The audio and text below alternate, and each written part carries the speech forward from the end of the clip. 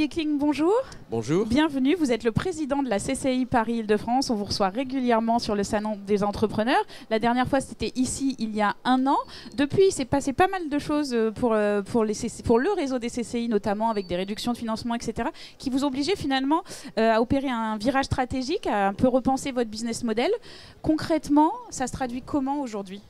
C'est intéressant ce que vous dites parce que ça veut dire que la Chambre de commerce Paris-Île-de-France, c'est un établissement public, mais c'est en fait une entreprise aussi. Exactement. Et donc on obligé de se remettre en cause aussi. Absolument. On a plusieurs types de ressources, on a plusieurs produits, plusieurs actions, et il se trouve qu'on est conduit comme un entrepreneur à modifier notre business model. On a moins d'argent public, donc on va chercher l'argent privé, et ça tombe bien parce qu'on a des projets, on a des actions, on a des missions qui sont remarquables. Par exemple, vous avez tout ce qu'on fait aujourd'hui, Palais des Congrès, c'est la Chambre de commerce, salon, la Porte events, de Versailles, etc. tout ça on le fait. On a toutes les écoles aussi, c'est une de nos richesses, et on a les missions d'accompagnement des entreprises, notamment celles qui sont en création. Donc on change le business model, on va davantage vers le monde privé, donc on va modifier notre mode d'organisation, et on dit à tous les partenaires privés qui s'intéressent à nos actions, à nos missions, venez nous aider, on a besoin de vous, mais peut-être est-ce que vous avez aussi besoin de ce qu'on fait, en particulier dans nos écoles. D'accord, oui, justement on parle des écoles parce que c'est l'actu du jour. En fait, on va pouvoir ouvrir le capital des grandes écoles parisiennes à des acteurs privés.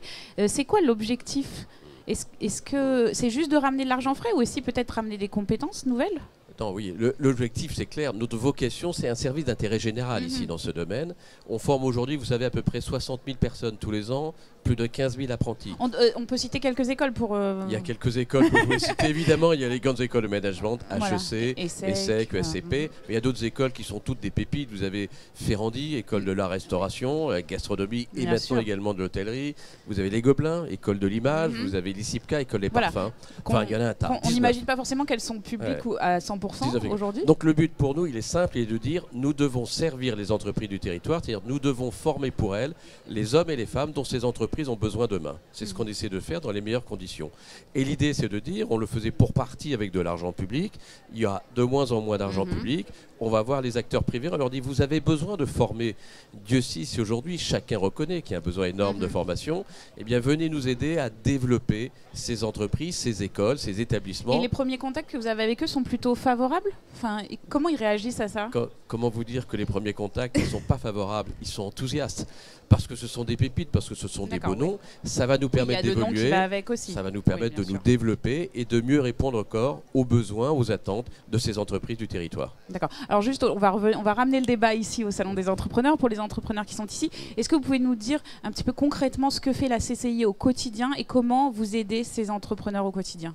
Là, on est dans le volet mission, vraiment de service public, mais pas uniquement, d'appui, d'accompagnement. Donc, on est très présent pour un tas d'actes qui intéressent la création, le développement, le financement, l'aide à l'exportation.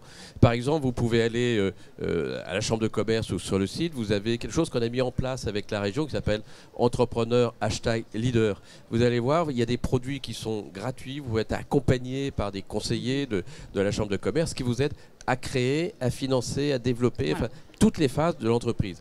Mais vous avez aussi des choses qui sont encore plus concrètes qu'on met à votre disposition. Par exemple, vous avez CCI Business. On ne sait pas nécessairement ce que c'est.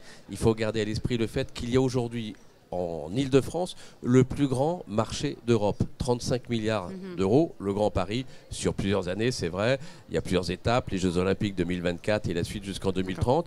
Et nous, ce qu'on fait simplement, on met en relation les entreprises moyennes, petites, très petites, avec les grands donneurs d'ordre, pour leur dire, les grands donneurs d'ordre, ils ont besoin de vous, il y a de la sous-traitance, il y a un tas d'actions engagées, on a des plateformes informatiques et on a des rencontres physiques, donc on vous aide à vous développer. Et d'accord, oui, c'est ça. La CCI, c'est pas que pour créer mon entreprise, c'est aussi tout le reste. On vous accompagne pendant 3 ans en fait derrière, on vous aide à vous développer, et puis on vous dit en même temps, si vous avez des problèmes de financement par exemple, des problèmes de fonds de roulement, il y a des banques, 7 banques déjà qui ont signé une charte, qui viennent avec nous pour développer les moyens de financement très rapidement dans un délai qui a été encadré. Très bien. Allez, juste pour terminer, on pose la même question un peu à tous les partenaires qui viennent ici. Si vous étiez un entrepreneur célèbre, ce serait qui ? Qu'est-ce qui vous inspire ? Ah, il y en a un qui m'inspire parce que j'ai lu ce matin, justement, vous savez, on a aussi un autre salon qui s'appelle Rétromobile qui va ouvrir. Oui, exact. Ouais.